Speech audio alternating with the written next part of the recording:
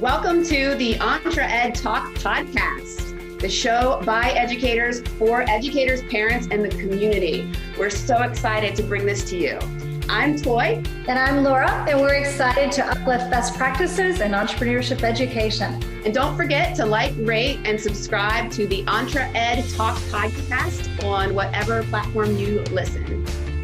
Welcome back, everybody, to another awesome episode of the EntreEd Talk podcast. We are super excited to have Gail McDougal with us today. Gail is actually the vice president of the EntreEd Board, but Gail is also an education consultant for business, finance, and marketing with the North Carolina Department of Public Instruction.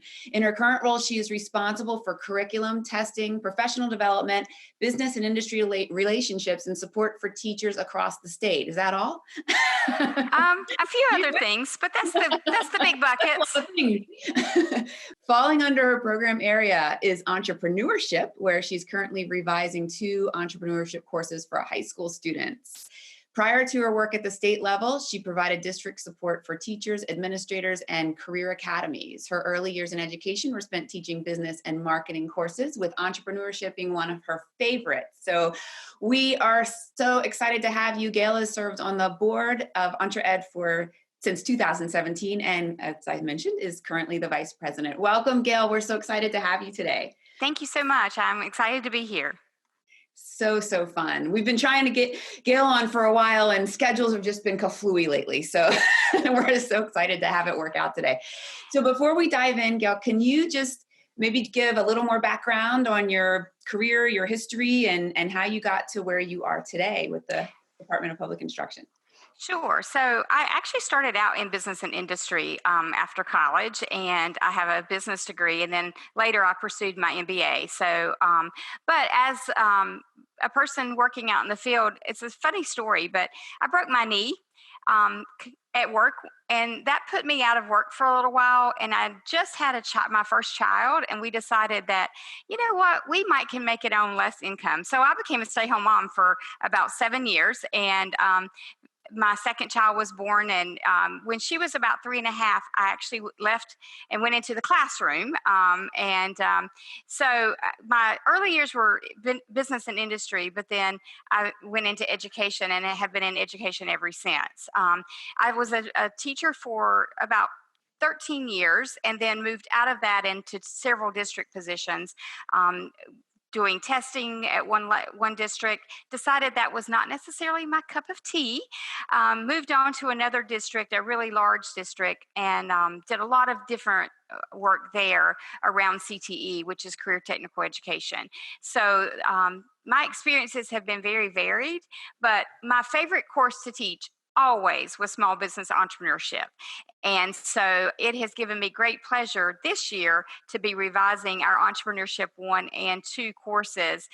We're excited. We have tapped into some additional resources.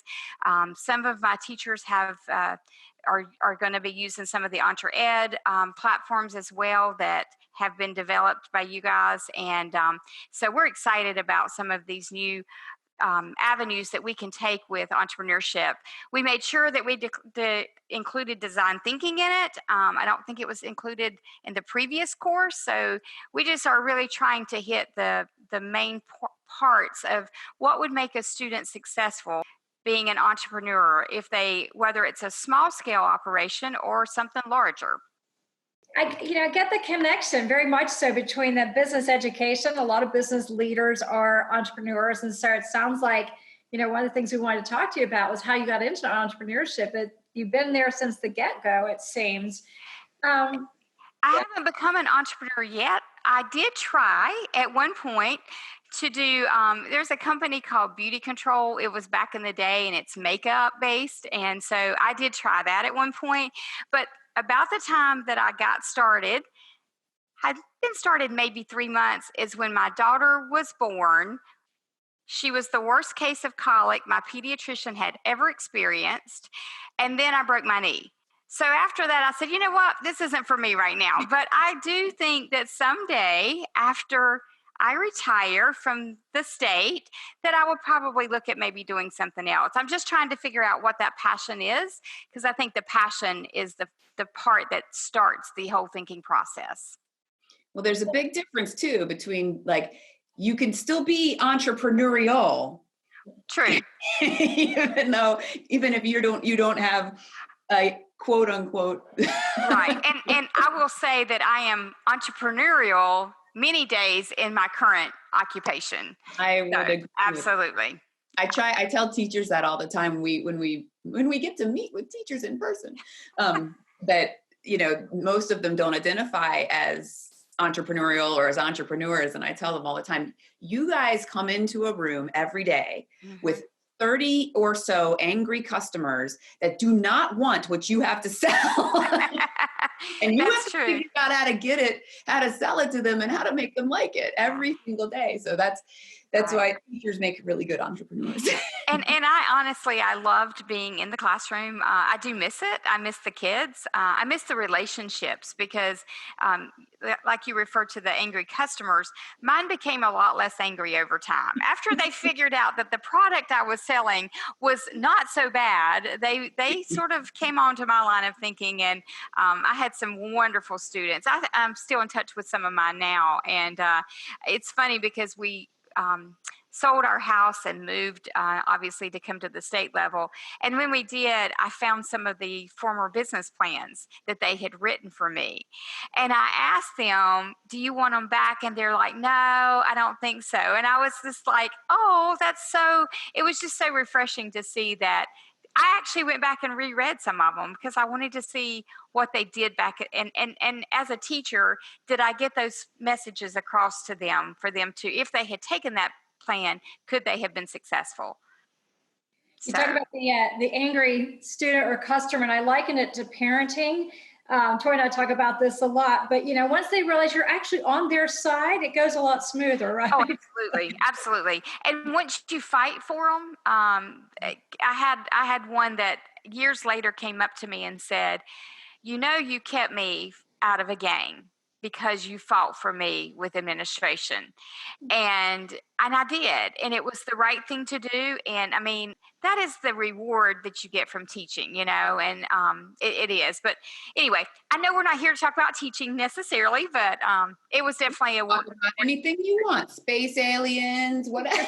I gotta talk about those because I really don't want to see any of those around right now, Toi.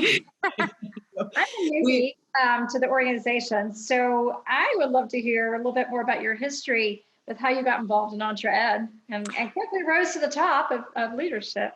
Well, interestingly, when I joined DPI in January of 2017, the end of January, and the first so there's a coworker. She was actually the person in my position before I came on board. So, and she's also on the board, but she's cycling off the board.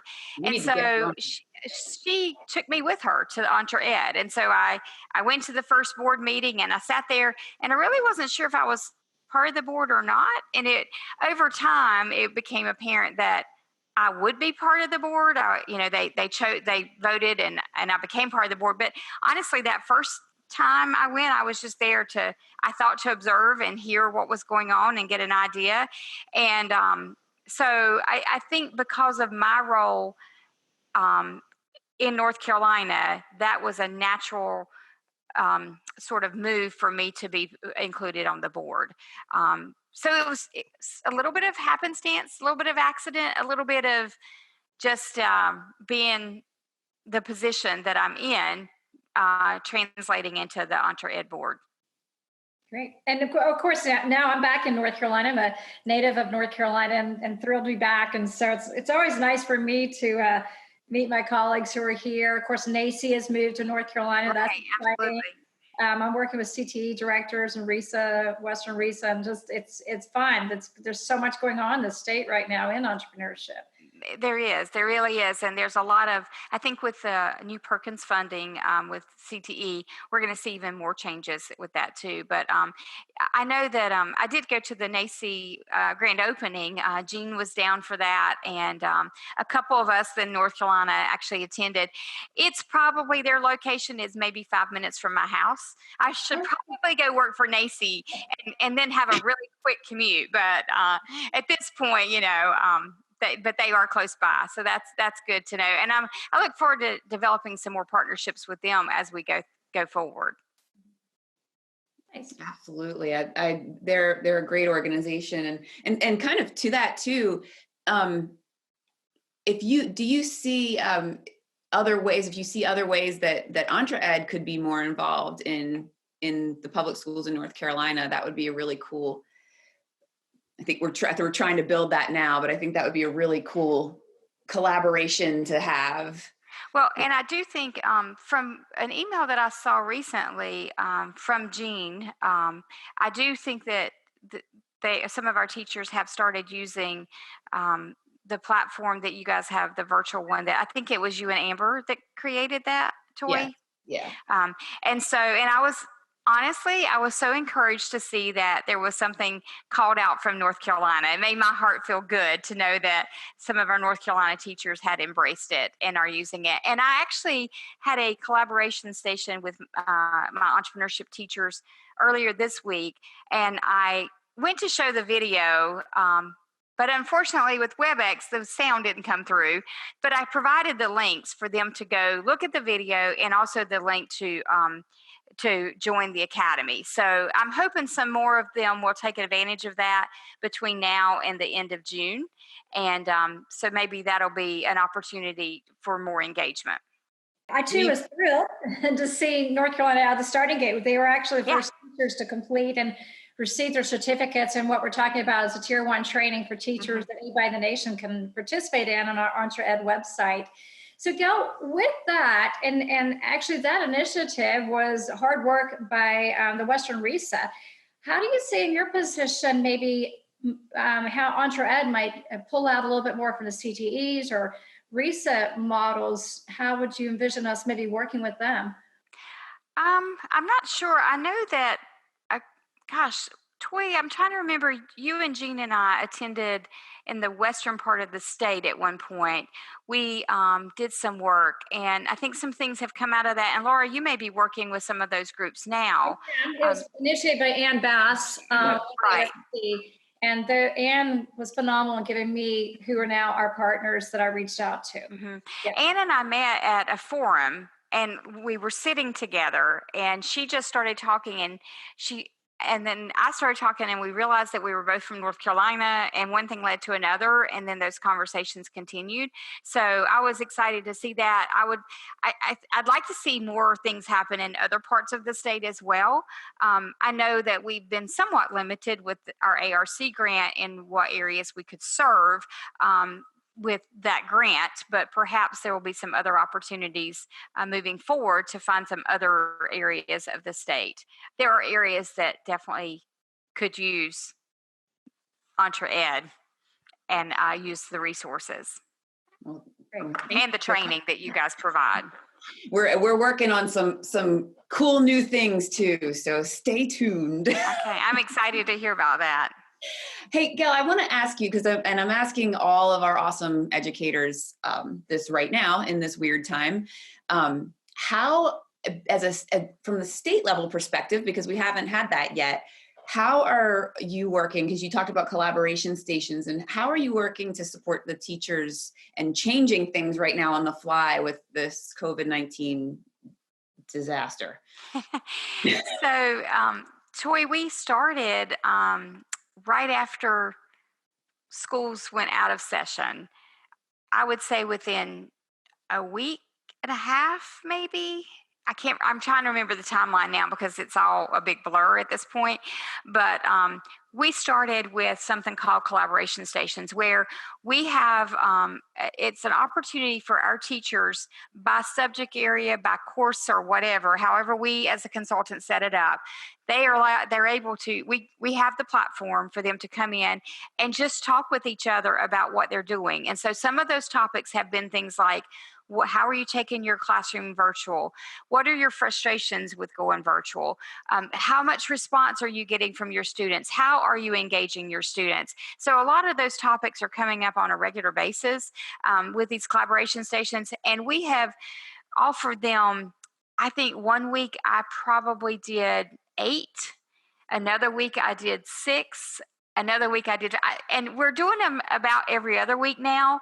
But on the off week, we've also provided some professional development for teachers. And had some sessions where they actually could earn CEUs as well. And some teachers are, at this point, they're trying to even to renew their license. They might need some CEUs. And so we're trying to offer those professional development opportunities for them to earn those CEU credits that they may need for their licensing. So we're doing a lot of different things. We also, our CTE in general had some sessions on Canvas and using Canvas for our teachers, because North Carolina does, most districts use Canvas. A few have chosen not to, but most do. And so we have some Canvas gurus that have been brought online and worked with them. And so I helped monitor some of those sessions and helped with the chat box. Even though that wasn't my job, I did it because I wanted to support those teachers that were trying to do that collaboration and that PD for those folks. So we're doing a lot of different things. And I can tell you, I have sat in on a lot of state level meetings with folks from other states to find out what they're doing. It sounds like most everybody is doing the same thing, which is providing whatever they can as far as resources for teachers. And then I'm not sure how many are offering like the collaboration type environments that we're offering, but it has definitely been successful. It's funny how some teachers they just want to come and talk to somebody, and they just want to see another face and that type of thing. Another thing, and I will mention that we are getting ready to start, it kicks off next Tuesday. We had a PD. It was supposed to be a statewide PD that was supposed to be face-to-face to concentrate on certain courses that we really are pushing some new pathways within North Carolina CTE. And so we wanted to make sure our teachers were prepared. So we have 6 courses that we are going to do a virtual PD now. We have transformed that from face-to-face to virtual. We're hoping it works well. We have had to go to a different platform than what we had anticipated using. There's a few things still to resolve with that. And I won't say the name of the platform because I don't want to say anything bad on this podcast, but I will say it has been a challenge. It doesn't offer the same opportunities that we had with another platform we were using, but we are making the best out of a bad situation. And with the whole COVID experience, and we're all just thinking differently. How do we address students? How do we address teachers? And what do we do for, my role is to support my teachers so that my teachers can support their students. And that's sort of the role that I see myself playing right now. That was a really long answer. No, it's awesome. And, I think I'm very impressed that you guys were out of the starting gate at week 1. That's hard. But then again, you're the leading organization. So people are looking to you guys to, show them some direction, whereas individual schools, I think it took a little bit longer. I would love to know, we're in Western North Carolina in terms of our efforts with EntreEd, but tell us a little bit more about what you know about across the state and the types of entrepreneurship initiatives that are happening in public schools. So I think it depends on the pocket of the state. I've heard of various things. There are some teachers that are, like there is one teacher in the state that he's just on fire for entrepreneurship. And so he's doing some other initiatives on his own. And he's doing some initiatives where he actually has created his own 501c3 nonprofit, and has contracted with someone to do some experiential learning to bring into his classroom, and to basically develop a program around that. So that's a big one that I am aware of. He has talked to other teachers across the state. He has presented for me at our summer conference before. He has brought students to our conference before, and we were able to hear the student voice. And I can honestly say that I remember that summer. It's been, I think it was 2 years ago. That summer, some teachers came up to me in the hallway afterwards and said, hearing those students made me realize what I'm not doing for my students that I need to be doing. And that was so powerful. And so I think the more we can do with students and to showcase those students, then the more teachers will rise to that challenge as well. So I think there's just different things going on, and we have lots of different organizations that do entrepreneurship different ways. And along with entrepreneurship, we also have some groups that are doing like some leadership type of situations. And we have some middle school stuff that I've seen happen. I've actually gone to an entrepreneurship/leadership camp for middle school students, and been part of that to just sort of see what that looks like at that model. It's like a 5-day, 1 week. But they actually are there like pretty much the whole day. They feed them lunch, and they usually have like a speaker in the morning, and they have some different concepts they're learning throughout the day. And then by the end, they've learned how to pitch. And I think they even have given them like random things, and it's amazing to hear the kids pitch something. You would think that they had created that product based on how well they are pitching it. So they really have learned a lot of skills. So there's a lot of different things that are going on, and I'm hoping we'll have even more moving forward. We were trying to do some collaboration with South Carolina, and we want to do a competition, the North versus the South. We're working on it, but honestly, with the COVID, I think that's been put on hold for right now. We're still looking for the venue to host such an event, but we are doing some collaboration on that.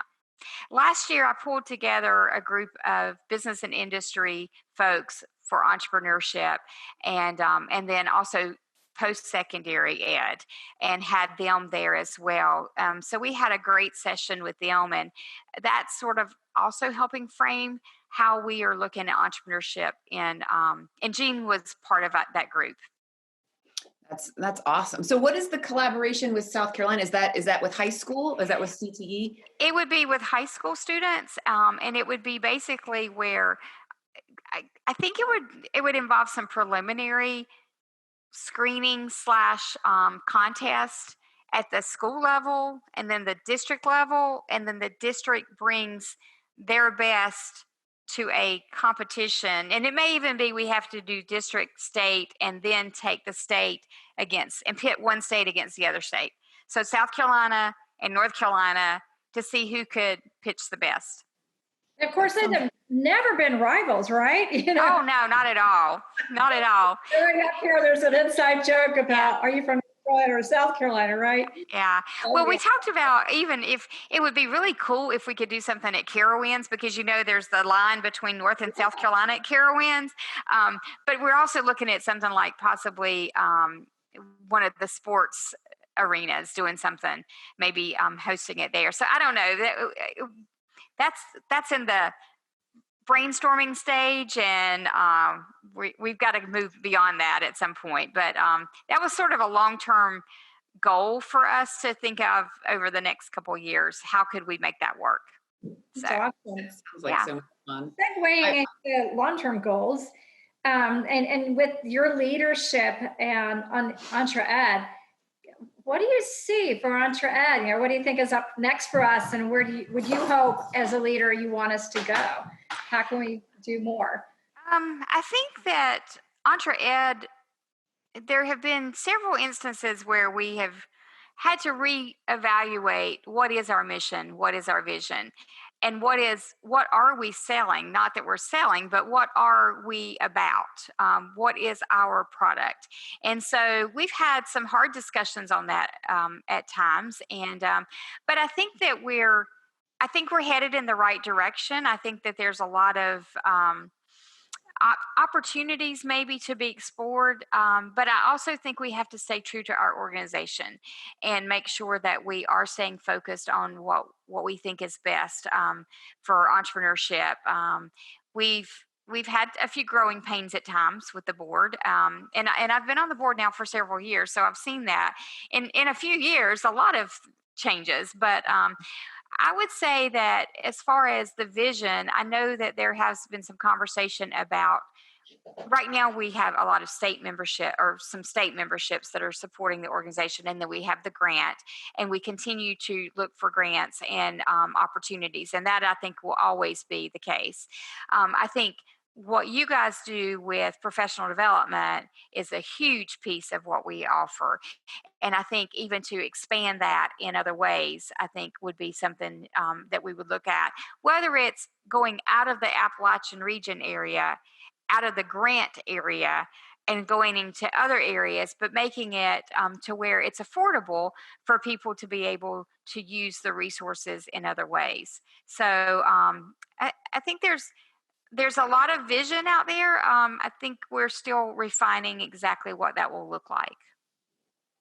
Yeah, we're actually talking with Jean, and probably everybody on this podcast knows at this point who Jean is. Jean Colson is our executive director, but we have a call this afternoon about that very thing, Gail, about doing some kind of, what do we do after all of the smoke clears from this, and how do we get more, stretch our wings more, outside of the boundaries of the grants and things. We obviously still want the grants, but right. And I believe that grant has been the foundational block for us to start this work. And I think without the grant, we would not have been where we are today. So I can honestly say I have a great appreciation for that opportunity with the ARC to be able to have the grant and to move forward. And basically for us to have been able to design something that now is working, and then we continue iterating and making it even better.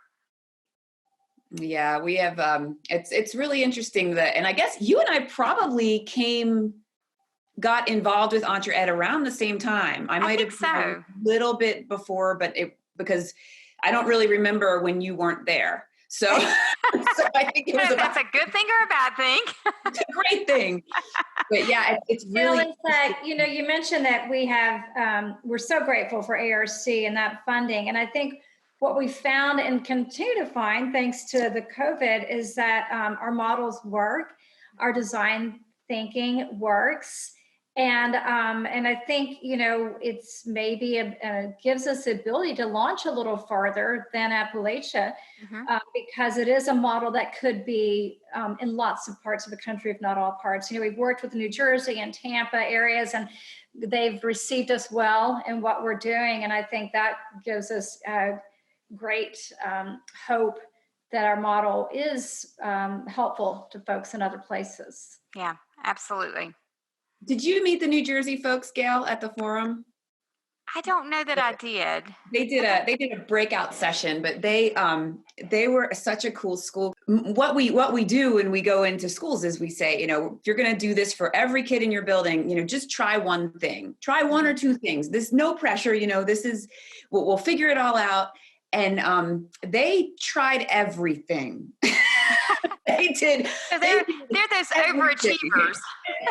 They're type A overachievers, Toi, much like yourself. It was thank you. It was amazing though. But I went back a year later to do some coaching and second level training and stuff. And I'm walking around, just the curriculum director took me around to see what the changes that happened, to showcase some of the projects they've been working on. And I'm like, you guys did all of the things, and their school culture, the principal, the curriculum director, the superintendent, they were all like, this has fundamentally changed the school. Like kids are smiling. They want to be here. It was incredible. It gives me goosebumps. That's why I was like, you guys have to come to the forum. You need to present. Yeah. I think that shift in mindset, if you started at the administration level and then it trickles to the teacher level, but you have to have that buy-in.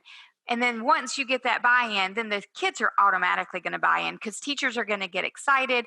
They're going to do things differently. They're not going to just do a sit and get. They're going to do things that are engaging with students. And that is exactly what students are about. I've been trained as an instructional coach. And so that's my passion too. And even as I write curriculum, my goal is to incorporate engagement. I tell my teams up front, I don't want to see just sit and get. If you can't find a way to engage students in their learning, they're not going to learn what they should. And so that's been a big push with me and doing curriculum. I wish I had the power to go in and coach every single teacher in North Carolina, because I think we'd have a lot of things that would look different.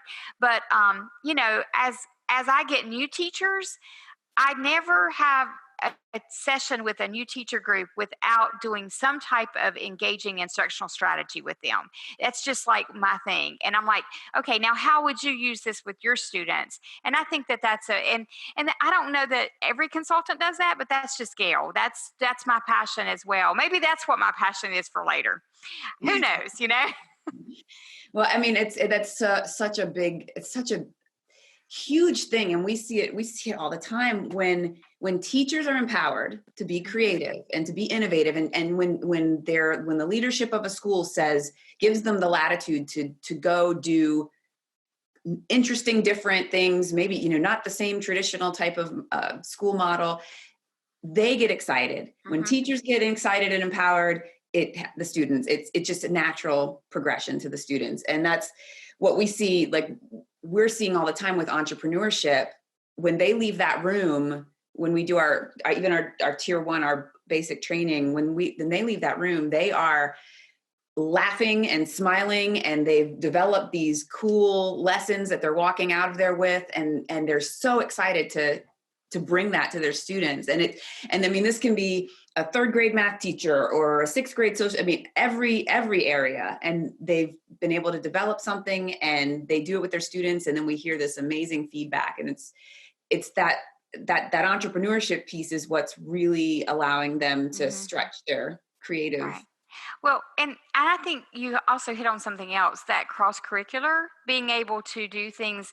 It's not just in a business class or a marketing class. It could be done anywhere. And I think that is a major mindset change for folks to understand that. And I will say that my prior work with career academies, there was also that same type of thing. And if you didn't get to the top leader and get them on board, it was really hard to get the buy-in all the way down through the ranks. And so I think touching those people and creating that type of environment in a school, if you've got the right principle in place, you can do anything.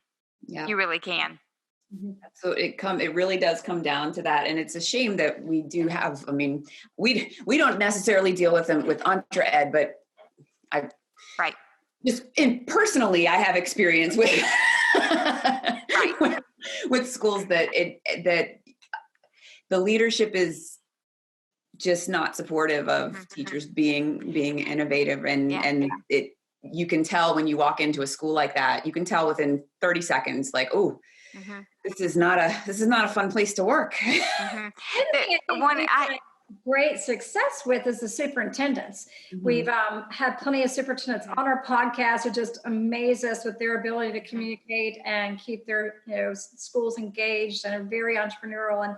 And in my work in West Virginia, that's where we started. It all started at the superintendent's office. So I really, praise the superintendents who are out there and rethinking their game. We've tried both approaches, top down and bottom up. And it just depends on, some of our superintendents were very supportive and some were not. And so I will say I had a principal who was at an elementary school and was being moved to a high school that I supported. And so the first thing I did is I set up an appointment to meet with him while he was still at the elementary school, because I felt like if I started building that relationship with him then before he came to the high school, and I could start to tell him a little bit about what these career academies could do for students, that was the same thing with entrepreneurship. What can entrepreneurship do for students? It's the same type of thing. And do you know that that principal was the most supportive of all the principals that I'd worked with for years, and that one's always stood out. And he just, it's the relationship piece. It really is. I spoke earlier of relationships with students, but it's the relationship. No matter who you're working with, the relationship has to come first before any work can be done. But that's my motto anyway. That's so true. That's so true. Well, Gail, unfortunately, because I could sit here and grab a cup of coffee and keep talking all day. Not a fact, but we unfortunately have to wrap up. We try to keep it within like a drive time podcast, but you've been so much fun. I kind of forgot we were having a podcast for a little bit. It was fun. I appreciate it. I enjoyed the conversations. But before we go, we always like to ask, do you have any piece of advice you might give a teacher who may be trying to do more entrepreneurial things in his or her classroom and just doesn't really know where to get started? Do you have any advice for someone like that, especially with your background as a coach?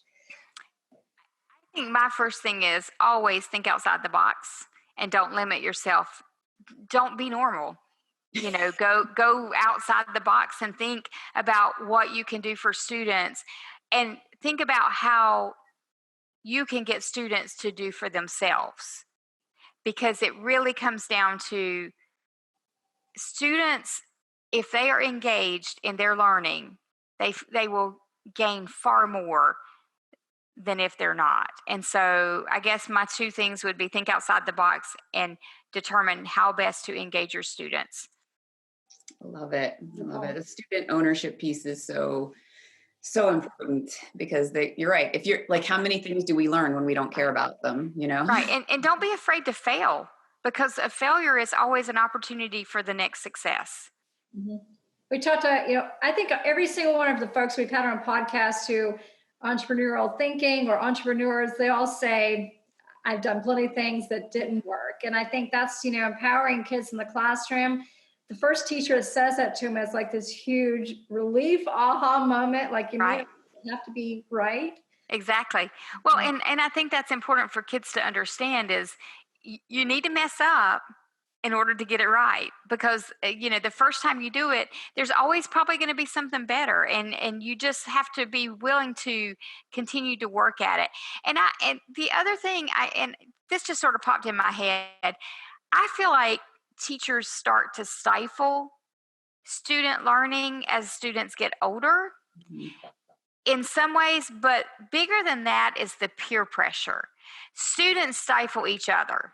You get to those middle school years and a kid makes fun of you for an idea, then you shut down. You just don't want to do that. So I think a teacher needs to learn to help with those conversations in the classroom and to keep that from happening, to keep that encouraging. Maybe there's a way that they model conversations to where students understand this is the better way to give suggestions for improvement for this student instead of just tearing them apart.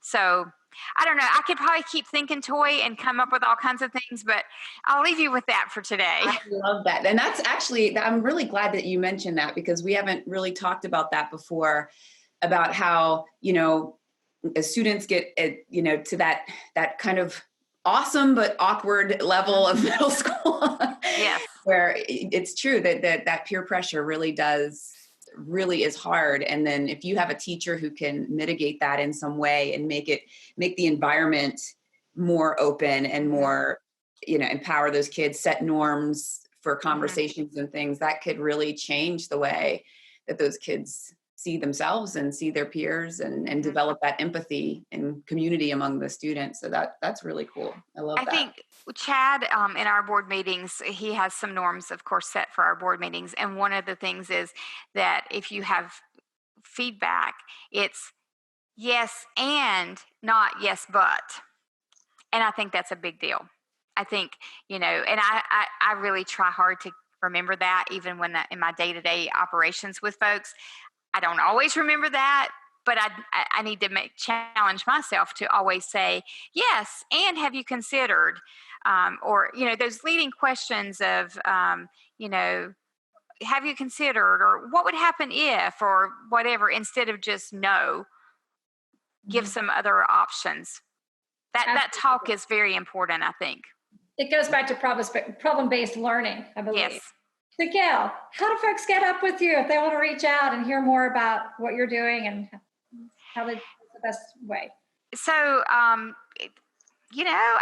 guess the best thing to do, I think I'm probably on our website with NCDPI, and you could search for my name there probably, but I can give you my email if you want me to just say that now, or I'm happy to talk with anyone. My email it's gail.mcdougal, and that's gail.mcdougal at dpi.nc.gov. And I would offer you a phone number, but we're in the process of changing over phone systems in the middle of COVID. So I don't even know what my new phone's going to be when I get back. So, but I'm happy to, I would say also just look at the NCDPI website and look for my name, and you should be able to find me that way. Yes, you definitely can, because I have searched there before. Oh, okay. You've stalked me before. Okay. I like doing that. I like internet stalking people. Yeah, I'm also on LinkedIn too. So, okay. Well, Gail, this has been so much fun having you on this morning, and we just really appreciate your time. And we know that everything is so busy and crazy right now, so I'm so glad that you were able to join us. Really appreciate it. Well, thank you, Toi. Thank you, Toi and Laura. I enjoyed. Yeah, it was fun. Bye-bye.